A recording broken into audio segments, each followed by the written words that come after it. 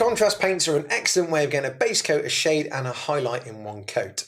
Now, primarily used over colours like Wraithbone or Grey Seer, you can use them over any undercoat or base coat as long as that colour is lighter than the contrast paint you intend to use. Now, our first example has been undercoated with Mechanica Standard Grey, as you can see here. Although it's a dark colour, the colour we're using, which is Black Template, is much darker. So what I'm going to do is grab my medium shade brush. I'm going to apply a couple of dollops to the palette. This is just so I don't overload the brush too much. Once I'm happy, and I'm going to start applying it to the model. Now all I'm going to do is just start coating that all over quite liberally, as you can see here.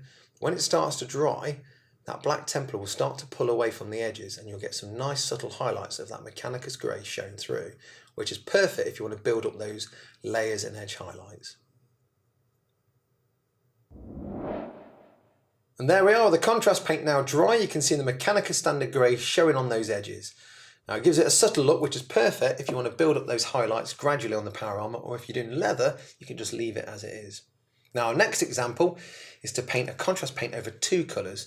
Now I'm going to be using Guilliman flesh for this. I'm going to be painting it over the skin, which has been done with Rakkar flesh, and over the gold, which has been done with Retributor armour.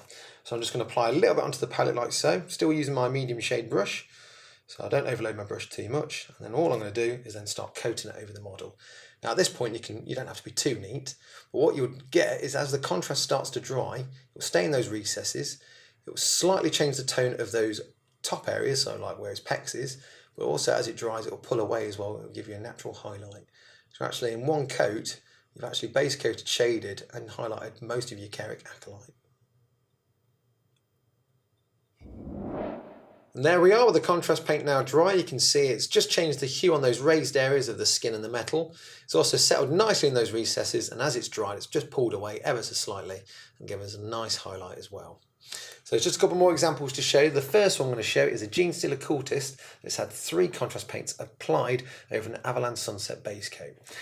So on this example here, although it is finished on his armour, it looks more mustardy, and that's because it's had Skeleton Horde applied over the armour details. On any cloth details I've used Ironed and Yellow, which has just made it a little bit more orangey, and on his belt where there's any leather work, such as his holster, I've applied Cygor Brown, and as that's dried, it's pulled away and gives us a nice warm highlight. And our final example is this Chaos Space Marine who's been painted in the colour scheme of the Word Bearers. Now he started off with an undercoat of Lead Belcher, he's then had Basilicanum Grey applied all over, and then for the armour panels he's then had Flesh Terror Red applied over the top of that. And as you can see, it's given it that iconic Word Bearers feel to it.